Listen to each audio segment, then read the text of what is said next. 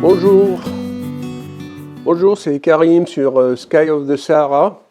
Aujourd'hui, je vais vous parler de la manière avec laquelle on peut obtenir des photos de ciel étoilé, nightscape, donc paysage avec les étoiles au-dessus, sans nécessairement avoir des stries d'étoiles, des filets d'étoiles. Donc comment le faire? Il faut utiliser un tracker. Un tracker, vous pouvez voir une démonstration ici. J'ai fait un petit test de tracker, le Skywatcher, Sky Adventurer. Donc je vous recommande de voir ce test. Consiste à tourner avec les étoiles, avec l'appareil photo dessus. Et donc lorsque le diaphragme s'ouvre, le tracker va suivre le mouvement des étoiles dans le ciel, ce qui fait que les étoiles apparaissent comme fixes par rapport au tracker, et donc il n'y a pas de stries d'étoiles. Le problème, c'est qu'on veut prendre un paysage. Donc on a un avant-plan, et lorsque le tracker tourne, l'avant-plan va devenir flou. Donc comment faire? Il faut prendre une deuxième photo de l'avant-plan après avoir arrêté le tracker. Bien sûr, tout cela se fait après avoir travaillé son cadrage avec l'appareil photo sur le tracker, après avoir fait la mise en station, etc. Donc, je vous montre ici un exemple d'une photo prise avec un tracker. La première photo que vous voyez à l'écran, elle est prise sans le tracker. L'appareil est monté sur le tracker est à l'arrêt. Donc j'ai cet avant-plan, l'arrière-plan c'est les étoiles avec la constellation d'Orion. La deuxième photo, c'est la photo avec le tracker et vous voyez que j'ai orienté l'appareil photo vers le ciel pour prendre plus de ciel. C'est pas l'unique raison, prendre plus de ciel, mais l'autre raison, c'est que je voudrais couvrir cet avant-plan qui va être flou à cause du mouvement du tracker par cet avant-plan qui est pris sans que le tracker ne soit en fonction, donc qui est net. Donc je fais en sorte que l'avant-plan pris sans le mouvement du tracker occupe une hauteur plus importante que l'avant-plan pris avec le tracker. On va vérifier les étoiles avec le tracker, elles sont rondes, donc parfaitement rondes, il n'y a pas de filet d'étoiles. Ok, donc on a ces deux photos sur Lightroom, comment va-t-on procéder?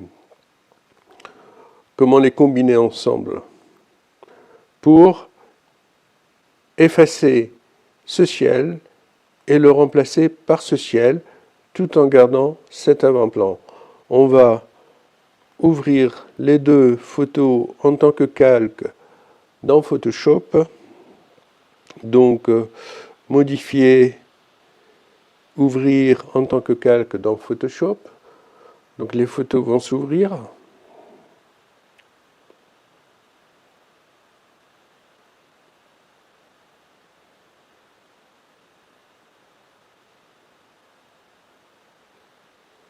Voilà, les deux photos sont ouvertes. Donc en haut, j'ai l'avant-plan, en bas, j'ai l'arrière-plan. Je vais commencer par travailler sur l'avant-plan. Donc tout d'abord, je vais faire une sélection du ciel. Pour cela, on va utiliser l'outil de sélection rapide. Et hop, et voilà, on a une sélection du ciel pratiquement parfaite. À cela, on va ajouter un masque de fusion, donc c'est le petit carré avec le rond, qui va nous permettre d'effacer ce ciel-là. Je vois que la sélection est partie, je la reprends, sélection rapide, et voilà, je l'ai de nouveau. Maintenant, avec l'outil pinceau, que je vais aller chercher ici, on s'assure qu'on a le carré noir qui permet d'effacer le ciel. Noir, c'est effacer, blanc, c'est remettre en place ce qui a été effacé. Donc je m'assure que c'est bien noir, donc RVB c'est sur 0, donc on est bien sur le noir. Je prends l'outil pinceau.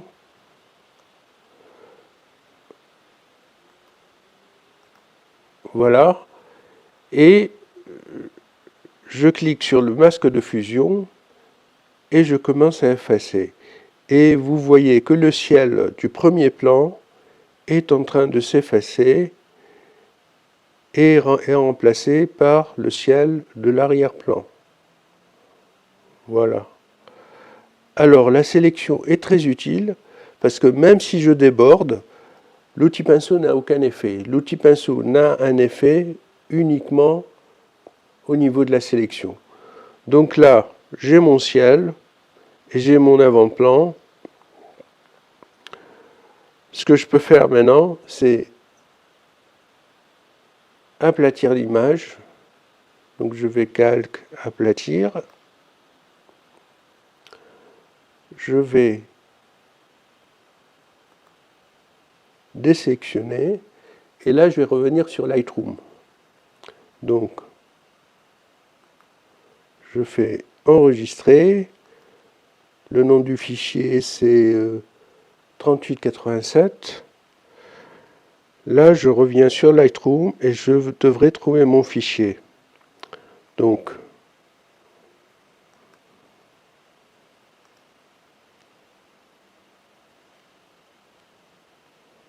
voici mon fichier 3887 modifié.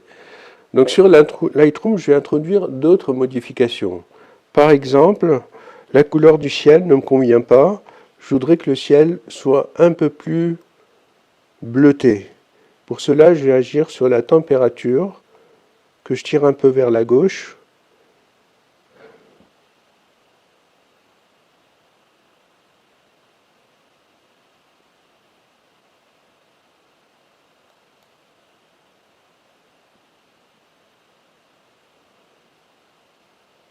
Faut pas exagérer, bien sûr. Il faut que ça soit relativement naturel, un ciel de nuit. Voilà. Je crois que là, ça pourra aller. Peut-être un peu moins de bleu.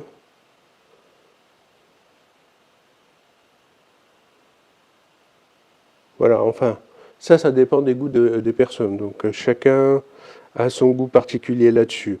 Ensuite, je voudrais agir sur l'avant-plan et l'éclaircir. Parce qu'un avant-plan trop sombre ne fait pas une belle image.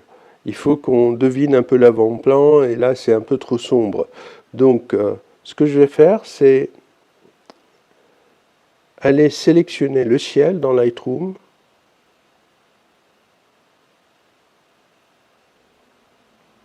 D'ailleurs, je ne suis pas très convaincu par la température de couleur du ciel. Je vais essayer de jouer un peu là-dessus encore.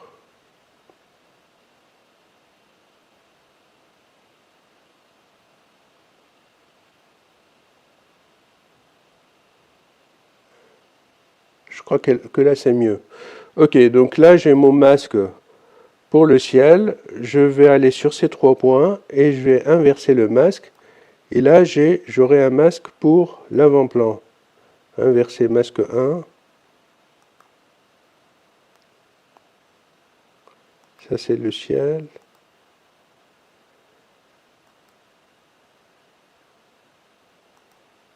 Voilà, j'ai un masque pour l'avant-plan. Je vais augmenter un peu l'exposition de l'avant-plan. Voilà, donc là, on commence à deviner un peu les formes de cette architecture particulière. Mais je trouve que l'avant-plan est un peu trop froid. Donc, je vais aller dans température et réchauffer un peu cet avant-plan.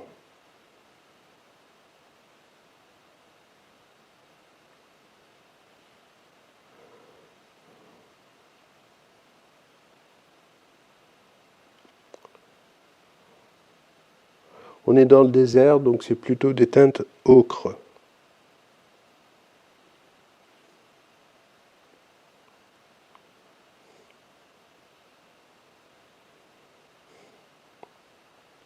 Ça, c'est trop.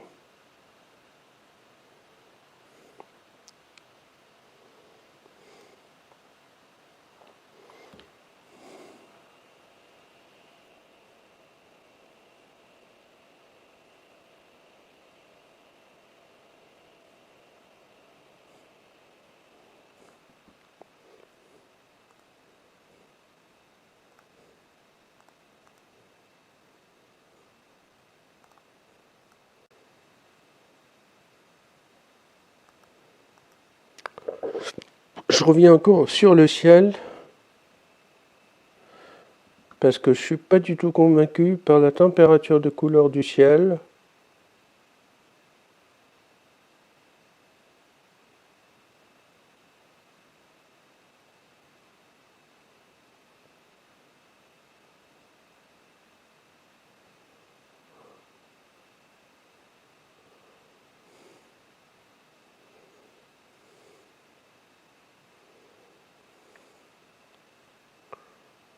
Je crois que là, ça devrait aller. Je reviens encore vers l'avant-plan, parce que je crois que j'ai dû faire une mauvaise manipulation et l'éclaircissement que j'ai introduit est parti. Voilà, donc le masque, il est bien sur l'avant-plan. Donc je vais de nouveau réchauffer l'avant-plan.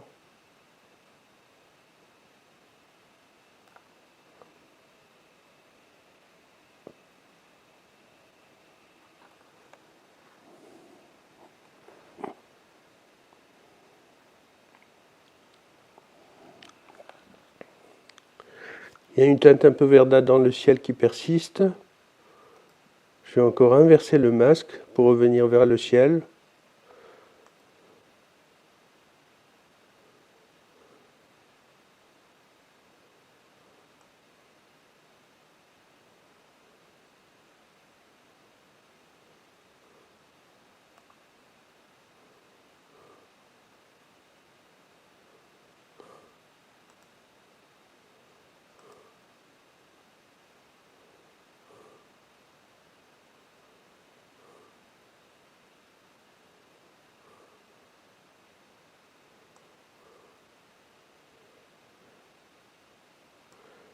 Réchauffer de nouveau l'avant-plan.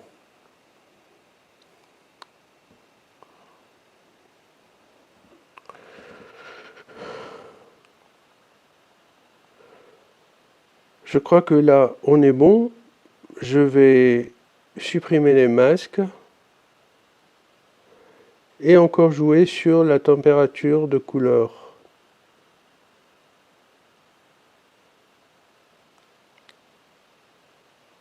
Juste légèrement. Voilà. Maintenant, reste le bruit. Je peux légèrement diminuer le bruit au niveau de cette architecture. Juste un brin.